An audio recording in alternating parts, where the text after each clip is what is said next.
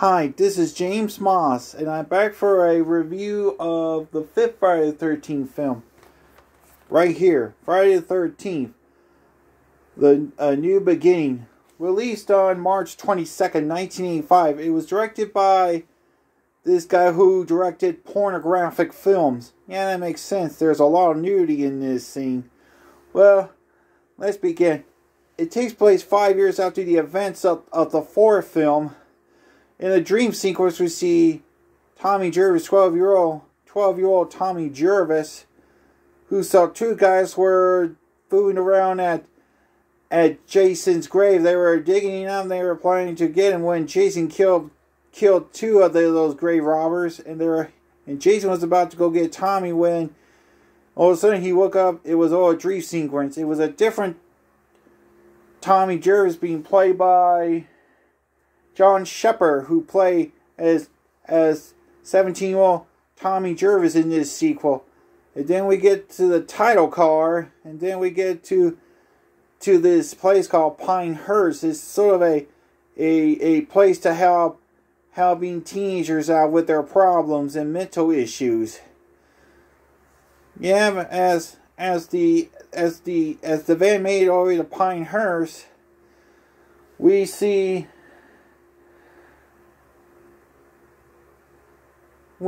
Tommy made it all the way there, and he's been greeted by a woman. Oh yeah, meet Pam, played by Natalie Killerman, who asked Tommy to come out of the van, and she greets him and asks him to come out. But he finally came out of it anyways, and the van left. Tommy has been met with the director of the place, and he gave him the rules, like, here at Pinehurst, there's no rules, you can make your own rules. And this Tommy Jervis doesn't talk much because of what happened. He went to the room he was assigned to. He unpacked his stuff and looked at a picture of his mom and sister and his dog.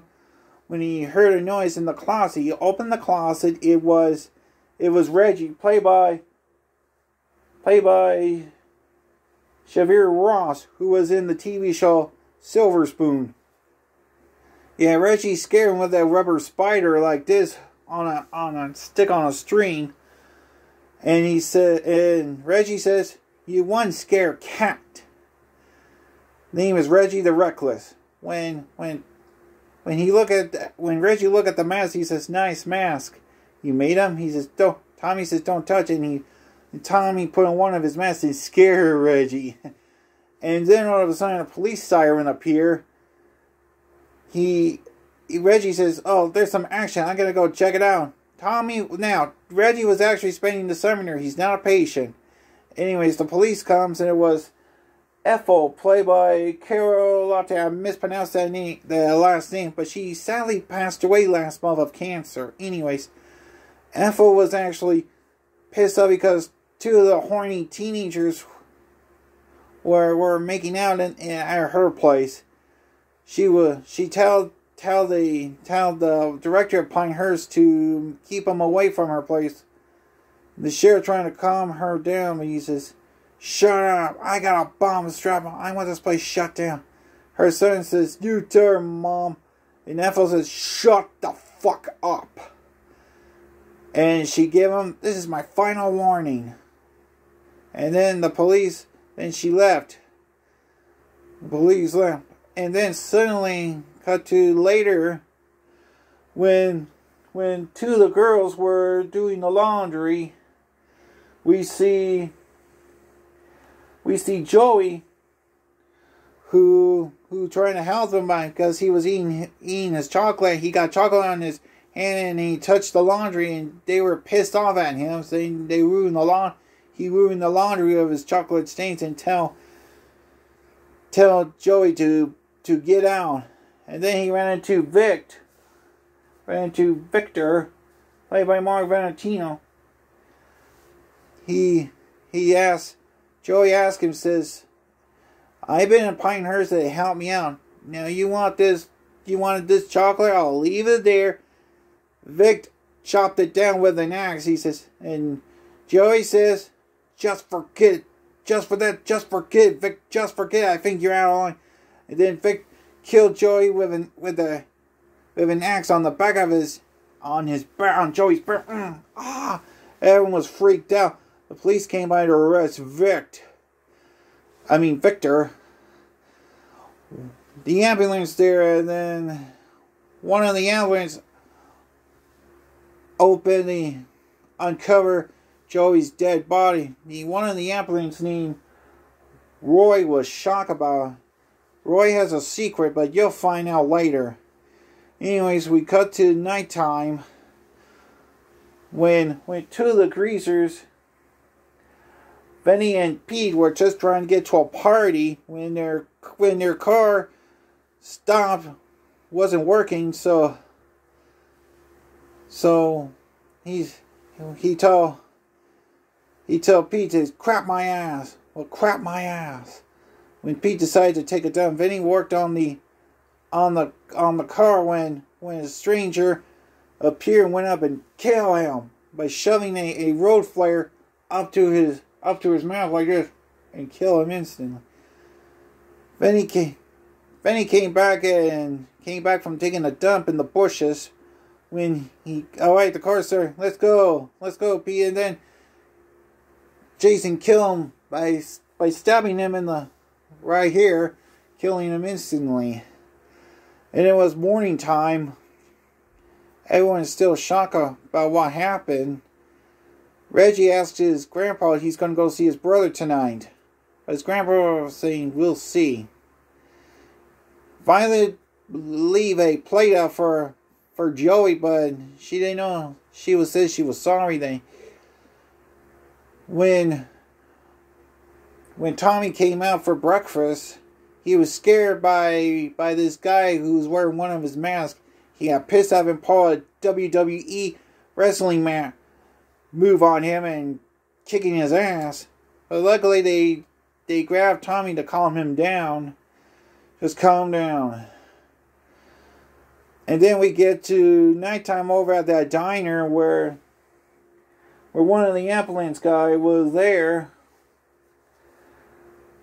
He was picking up this waitress at this diner. He says, Lana, I'm looking for Lana. Are you coming in, Lana? She says, okay. She was getting ready. She was getting ready while he was sitting in the car waiting for her by smoking a lot of cocaine.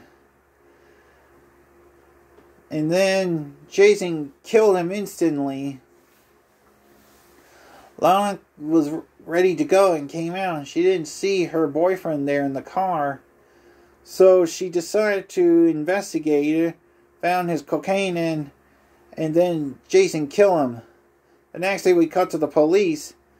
Over at the police station, the mayor was pissed off, wants to know who did it. The sheriff says it was Jason Voorhees. Jason Voorhees is dead. Did you see it? They cremated him. And then later that day, Tommy saw the two perverts making out, trying to go to the plan to make out. They were making out, butt naked. He decided to go get a drink while she waits for him naked. And then Jason appears using the clippers and shoved it in both of her eyes and killed her instantly. And then he came back and found her dead. And then Jason grabbed him and with a belt like this and twisted it on the back of the tree so hard until he dies.